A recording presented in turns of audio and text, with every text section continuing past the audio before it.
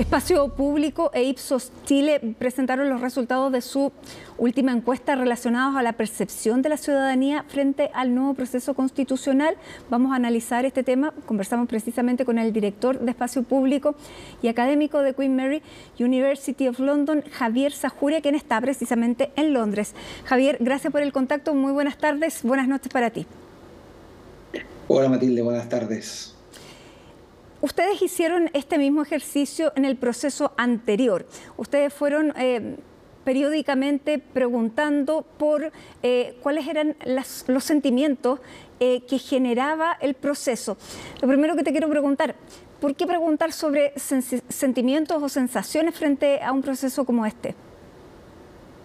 Bueno, la verdad es que nosotros lo que nos interesaba era comprender cómo la ciudadanía se iba relacionando con el proceso, no únicamente sobre los contenidos o sobre elementos particulares del proceso del día a día, sino que queríamos entender cómo se relacionaban en una dimensión que muchas veces quizás no se pregunta tanto, no se estudia tanto, pero que es clave para poder entender cómo la ciudadanía, por ejemplo, percibe los niveles de representación, cómo la ciudadanía percibe también los niveles de confianza que tienen las instituciones políticas.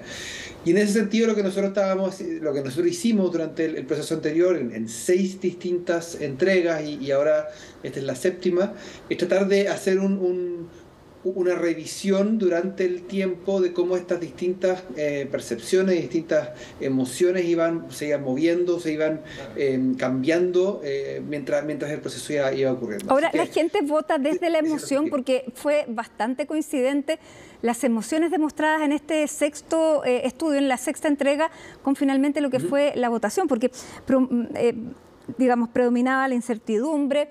Si se votaba apruebo, se llamaba modificar, había un sentimiento negativo frente al proceso y, bueno, se rechazó. ¿La gente vota en base finalmente a emociones? Bueno, las personas tomamos decisiones de voto basadas en una serie de distintos elementos. Es difícil decir que uno dice es por emociones, pero lo cierto es que las emociones importan. Y han importado siempre, desde cuando nosotros hablábamos de la identificación partidaria, en que las personas sentían una afinidad emocional con un partido político porque se sentían parte de un grupo social o se sentían parte de una familia que militaba, por ejemplo, en cierto partido, hasta las emociones que nos generan. Hay gente que vota, por ejemplo, por miedo a lo que pueda significar alguna candidatura y por lo tanto vota en rechazo a esa candidatura. Entonces, las emociones siempre están presentes en los procesos de toma de decisión de voto, y no necesariamente es una decisión completamente racional. Eso no quiere decir que no es una decisión informada, pero en el fondo este tipo de consideraciones sí importa a la hora de tomar estas decisiones. Ahora, ¿cuáles son las sensaciones frente al proceso que comienza ya en 2 días más? Nosotros vemos que las emociones en general se han moderado en este proceso. Al inicio del proceso anterior nosotros veíamos alta esperanza, un nivel alto de alegría, la incertidumbre estaba un poco más a la baja. Al final del proceso vimos que todos estos elementos habían bajado, la esperanza había bajado, la alegría había bajado y la incertidumbre había subido. En esta entrega, o sea, un año después de la última que hicimos en mayo de 2022, vemos que todas estas emociones están más bajas que antes. Hay menor incertidumbre, pero también menor esperanza y menor alegría, y solamente un poco más de indiferencia. Eso para nosotros es una señal de que este es un proceso donde las pasiones que despertaba el proceso anterior ya no están tan fuertes y donde la ciudadanía ha moderado mucho quizás sus expectativas también respecto de lo que es el proceso.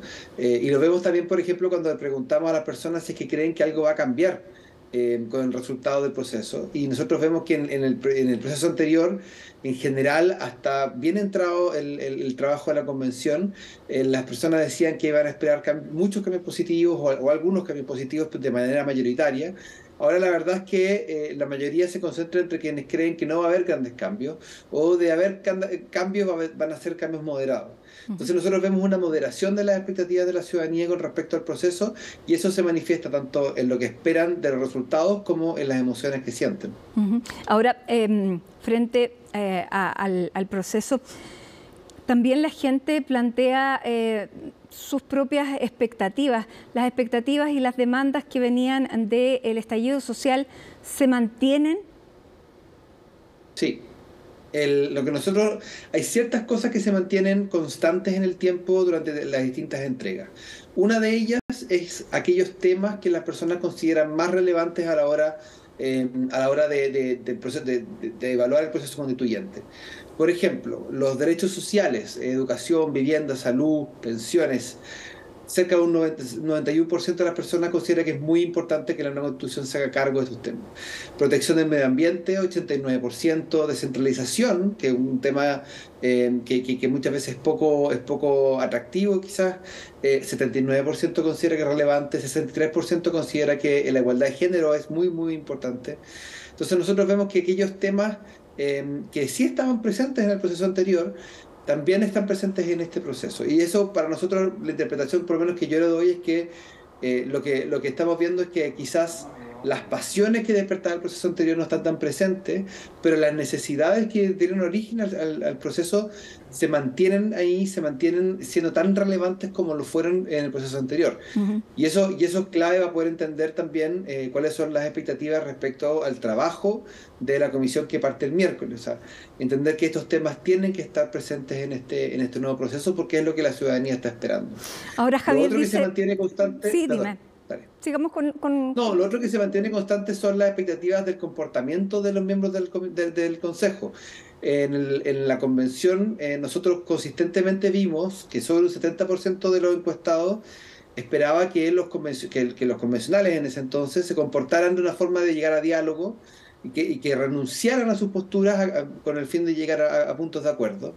Y por supuesto también nos dijeron los encuestados que eso no había ocurrido, o sea que en su percepción los convencionales no habían hecho eso. En este caso, la misma expectativa está respecto de los miembros del Consejo. Hay más del 80% de los encuestados que dice que quiere que los miembros del Consejo renuncien a sus posturas o cedan a sus posturas con el objetivo de llegar a acuerdo. Y eso para nosotros es clave porque en el fondo se mantiene la misma expectativa que se ha mantenido desde el inicio del proceso, el año 2020 hasta ahora. Ahora, probablemente estas emociones van a comenzar a cambiar a partir del día miércoles, porque hasta lo que teníamos hasta el momento eran 24 expertos, todos ellos abogados del mundo de las leyes, que hablaban todos el mismo idioma, más allá de las diferencias políticas que pudieran tener. Ahora vamos a tener a 50 consejeros que representan a las personas que no necesariamente tienen conocimientos jurídicos y que están movidos precisamente por grandes pasiones. ¿Cómo pudiera influir esa nueva dinámica? Bueno, yo creo que efectivamente hay un desafío importante en el nuevo Consejo, así como en el proceso anterior fueron los movimientos sociales y las listas independientes las que un poco irrumpieron en el proceso. En este caso es el Partido Republicano en particular, que irrumpe en el proceso con mucha fuerza, el partido que además es el partido que nunca quiso este proceso y por lo tanto ahí hay un incentivo que es bien interesante de analizar. Yo creo que hay un riesgo que está mitigado por dos cosas. Uno, porque el trabajo del Consejo no parte desde una hoja en blanco, parte desde el anteproyecto que entregó la comisión experta, que es un anteproyecto bastante grande con muchos puntos y por lo tanto van a tener que discutir sobre ese texto. Y lo segundo es que los miembros de la comisión experta, si bien no van a participar con derecho a voto, tienen el derecho a participar de las discusiones con derecho a voz.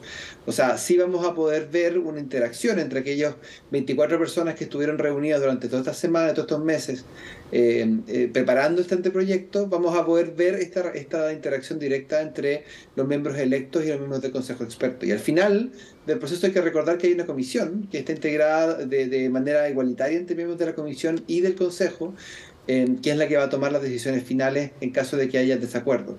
Así que igual hay ciertas, creo yo, salvaguardas en este proceso que van a precisamente moderar quizás las pasiones que puedan tener los miembros del Consejo electo y que en el fondo es quizás el aprendizaje que hubo del proceso anterior.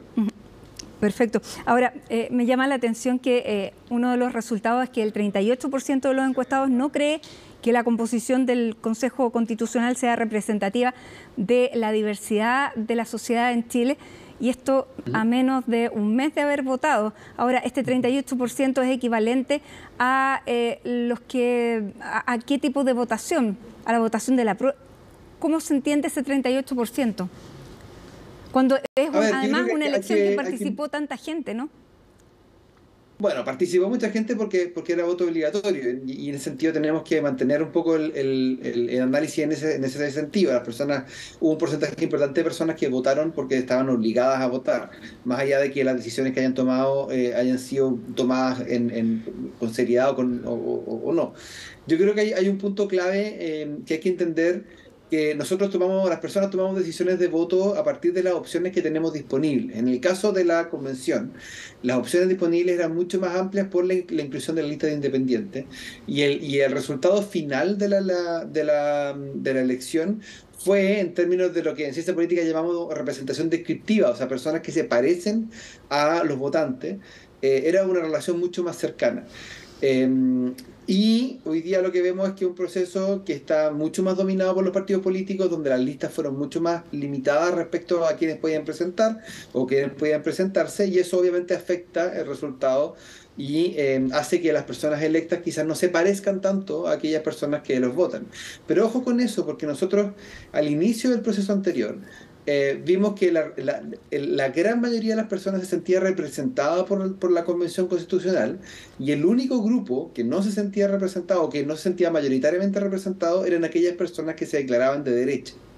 Al final del proceso anterior, nosotros vimos que eso se dio vuelta completamente, donde todos los grupos sentían que la convención no era representativa de sus intereses, salvo aquellas personas que se identificaban como de izquierda. Entonces, la verdad es que el hecho que haya representación descriptiva, es decir, que las personas electas se parezcan a los electores, no asegura necesariamente que haya una representación ideal o eficiente en el proceso.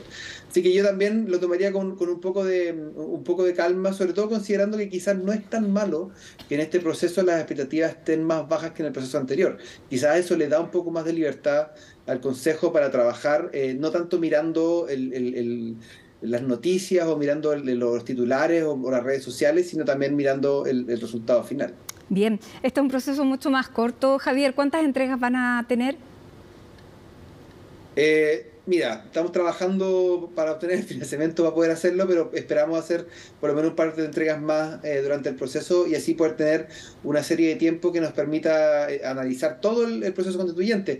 Yo les invito a la página de Espacio Público, donde no solamente tenemos los reportes, sino las bases de datos en el tiempo, así que las personas pueden mirar, los investigadores si quieren pueden hacer sus propios análisis con esta información. Bien, Javier Zajuria, director de Espacio Público, muchísimas gracias por esta conversación. Ahí ya es casi medianoche en Londres. Que estés muy bien.